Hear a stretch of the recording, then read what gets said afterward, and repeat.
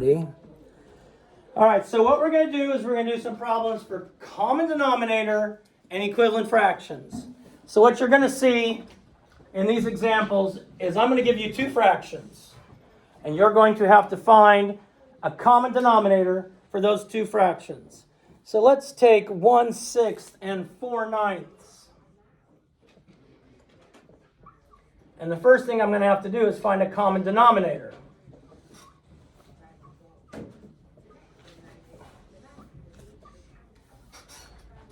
A common denominator. Anybody have an idea of what a common denominator? Denominators in this are 6 and 9. Anybody have an idea what it might be? AJ? Yeah. So that I can change these with equivalent fractions. Serena? The denominator will be 18. Okay. 18? Anybody have a different idea? Like if you do the multiples of the number, you'll probably end up with one that's the same.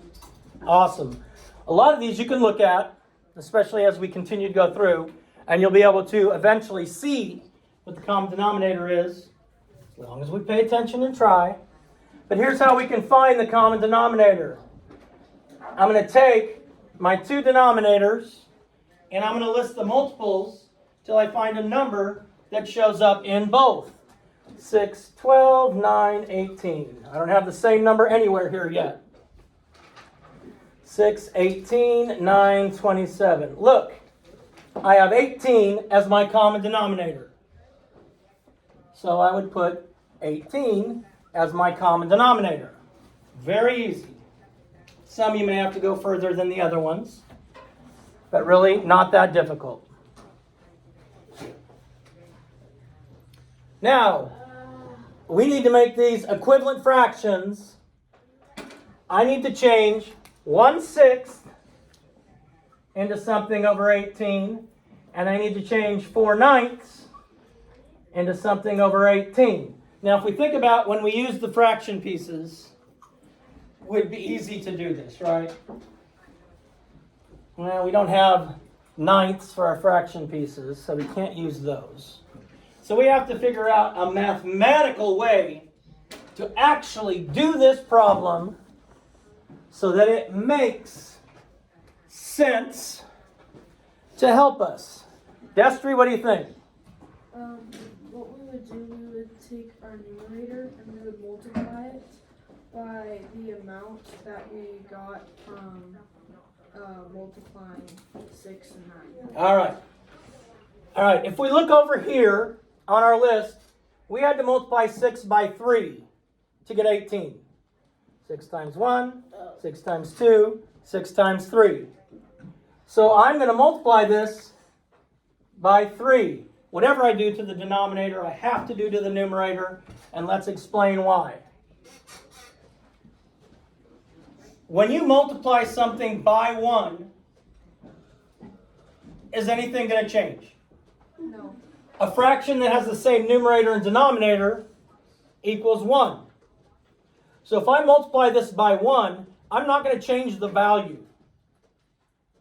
I'm just changing the way it's written. It's like going to the bank and saying, here's $1, I want 4 quarters.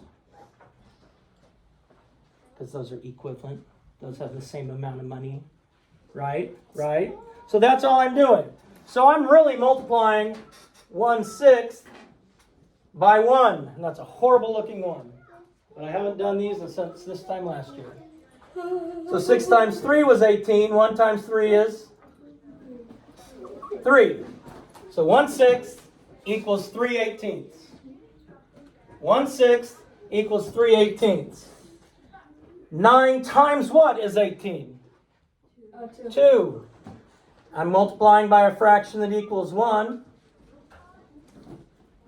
Yeah, a little bit better. Because 2 over 2 equals 1. Any fraction that has the same numerator and denominator equals 1. Well, 9 times 2 is 18. 4 times 2 is 8. Now, this is all we're doing for these problems. Now, you'll notice they have common denominators. I haven't changed the values, so I could do some addition or subtraction with them once I have the common denominators. So this is our first step of doing it without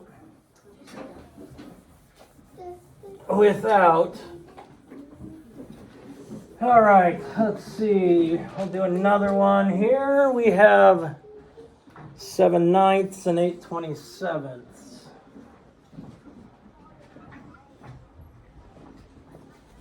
Now some of these we'll be able to look at. And we'll be able to figure out the common denominator without having to make our list. But, you know, I have 9 and 27 times 2 times 3 times 4. Now, I would take my smallest one. Destry thinks he knows what our common denominator is going to be. Serena knows what our common denominator is going to be. If you look at a multiplication chart and you looked at the rows, and now you're not going to have a row for 27. But if you did, you'd go down the rows and you'd find the first one that they have in common. So Destry, what do you think it's going to be? 27. Let's look. 9, 18, 27. Oh, look there. Look there. And if you don't erase your work, you've already done 9. If you didn't erase your work, you've already done 9, and then you wouldn't really have to do anything else. But if you erase your work after every single problem, it's going to be difficult for you.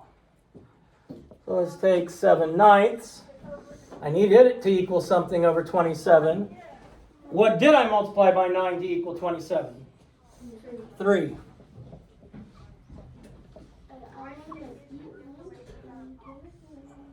And 3 over 3 is a fraction that equals 1. So I'm not changing the value. I'm changing how it's represented. Like if I took an hour and I change it into 60 minutes, those are the same amount of time, right? Okay, good. But if I said, hey, I want you have 1 hour to eat, you'd be like, man, that doesn't. But if I said you have 60 minutes to eat, and if you didn't know they were the same, you'd be like, I got 60 minutes. You only have an hour.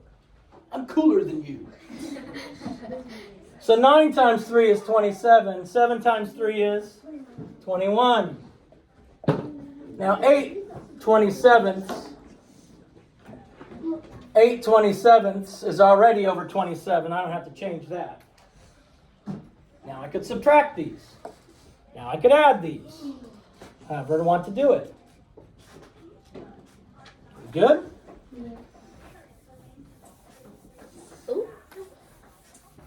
Now, obviously I have to erase my work. Otherwise I'd have to... What was the numerator? I don't remember. You wrote it down, right? 7/10 and 3/8. That's annoying. 7/10 and 3/8. Hopefully you're writing all these down, because as I said, these will all be on a test coming up sometime soon. So if you haven't written the first two, then you're going to be in trouble here. You haven't written the first two. Now, if I looked on a multiplication chart for 10 and 8, I would see the first number they have in common.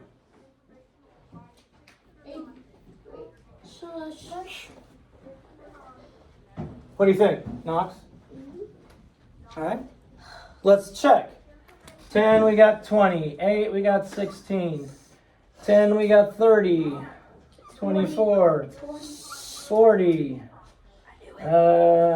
What's this? 36? No. 8 times 1, 2, 3, 4. What's 8 times 4? 32? 40. And then 50. And then 40. I have 40 in common. So my least common denominator for this is going to be 40. Again, some of you can see that right away. And sometimes it is just multiplying the two denominators together. But not always. So now I take 7/10 and I want to make a fraction that has a denominator of 40, but I don't want to change the value. So I got to multiply by 1. What did I multiply by 10 to get 40? 4. 4. So I want to multiply by 4 over 4. Because 4 over 4 equals 1. Because if the numerator and denominator are the same, the fraction equals 1. 10 times 4 is? Or 7 times 4 is? 28. 28. 28, 40. That's equal to 7/10. That's it. Just like if I took $1 and I changed it into dimes. $1 and 10 dimes are the same value. Okay? All right, so then we have 3/8. I need to change it into something over 40 without changing the value, which means I have to multiply or by a fraction that equals 1. 18. What did I multiply by 8 to get 40? 5. 5. And I need my fraction to equal 1, so it would be 5 over 5. Because a fraction that has the same numerator as denominator equals 1. And 3 times 5 is? 15. 15. 15, 40. Those two are equivalent. No, I'm not going to do it this time. Is that simplified? Are we allowed to No. simplify it? 3/8 is a simplified version of this. 7/10 is a simplified version of this. So right now we're not simplifying. Right now we're just talking about finding equivalent fractions and finding our common denominator. Why, man? Why? Let's look at 1/3 and 5/11.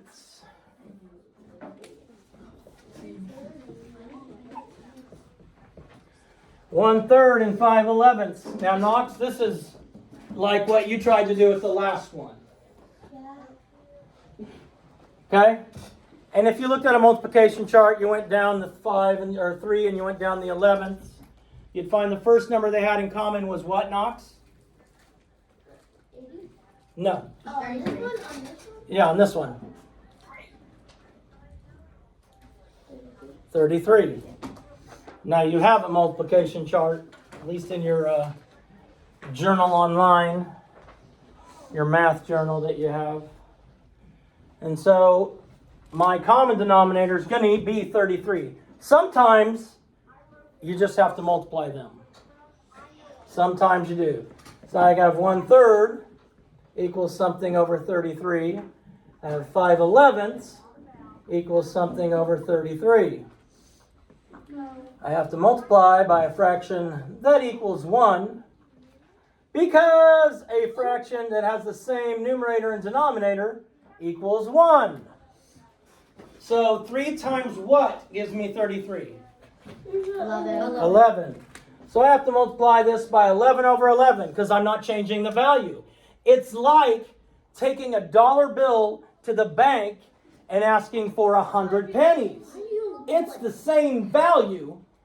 What did she do? All right, so 1 times 11 is? 11. 11. What did I multiply 11 to get 33? 3. 3. So I have to multiply by 3 over 3 because that fraction equals 1. Any fraction that has the same numerator as denominator equals 1. 5 times 3 is? 15. 15. These fractions are equivalent. In fact, as was asked earlier, 1/3 is the simplified version of 11/33. 5/11 is the simplified version of 15/33. 34ths. That's hard to say. It's hard to say. Now these questions will appear on the test. You're going to take at a later time.